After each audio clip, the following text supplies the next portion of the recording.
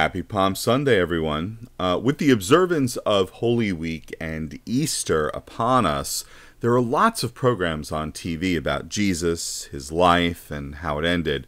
For example, the National Geographic Channel's The Real Jesus, which features the comely Hayati Akbas as Jesus. These programs often include discussion and speculation about who killed Jesus and why, who's primarily to blame, that sort of thing. And while these discussions can be interesting, it struck me as I was watching that if the New Testament is to be believed, the only one who is truly responsible for Jesus' death is God.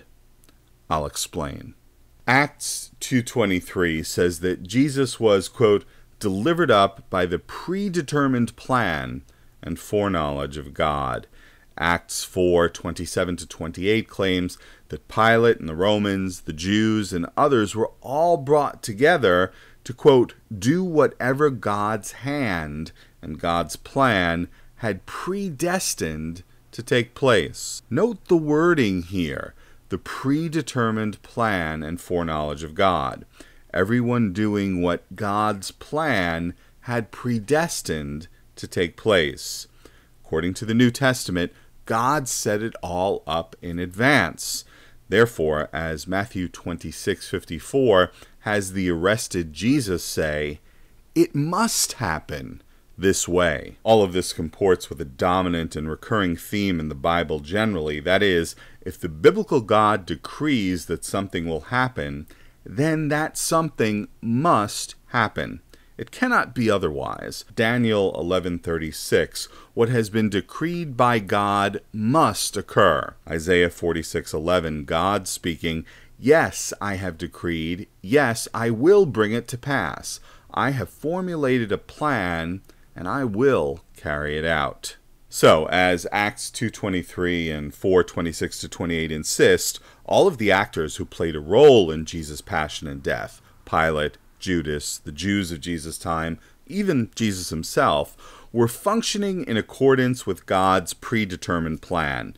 Everything they did was predestined to take place.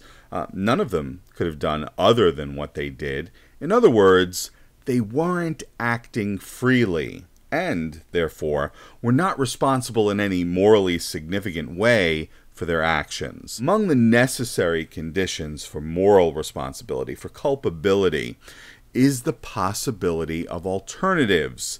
This is the principle of alternative possibilities, as described by philosopher Carl Guénet. Or is it Genet?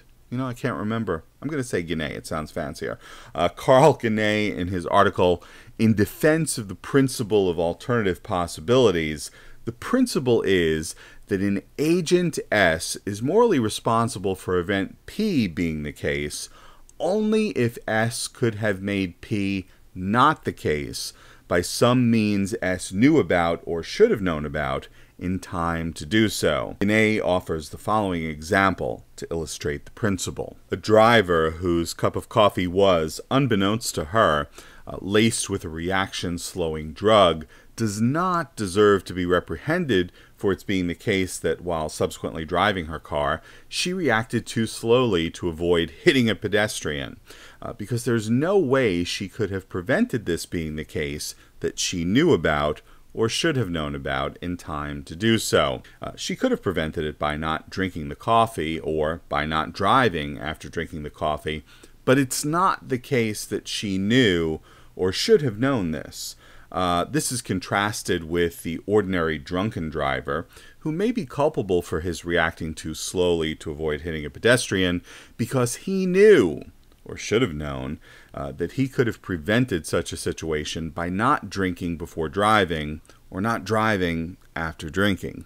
So, let Agent S be all of the actors who played a role in Jesus' passion and death, and let Event P be Jesus' passion and death. The principle of alternative possibilities goes as follows then. The actors who played a role in Jesus' passion and death are morally responsible for Jesus' passion and death only if those actors could have made Jesus' passion and death not the case by some means the actors knew about or should have known about in time to do so. Was there available to these actors any means to make Jesus' passion and death not the case that they either knew about or should have known about in time to do so? No. Why? Because God had brought them all together to act according to his predetermined plan and foreknowledge. And whatever God predetermines must happen. Of course, despite this, the New Testament wants to have it both ways. While declaring that the actors who played a role in Jesus' passion and death did what they did in accordance with God's predetermined plan, what God had predestined to take place, the New Testament also ascribes culpability to these actors. See, for example, John 19:11, which has Jesus telling Pilate that he and those who handed Jesus over to Pilate were guilty of sin.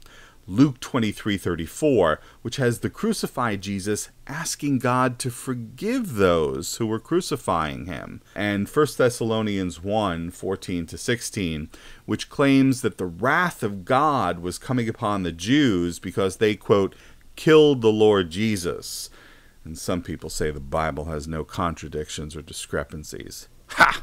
In any case, this Holy Week and Easter season, I bring good tidings of great joy to a tradition that has for generations been mired in indecision as to whether to thank God or blame the Jews, and usually has done both, and to those who have been vilified over the last 2 millennia for having a role in Jesus' execution, and those who have felt themselves responsible in some way for Jesus' death. The only one truly responsible is God. So, treat yourself to an extra chocolate bunny this Easter Sunday. Thanks, and Happy Easter.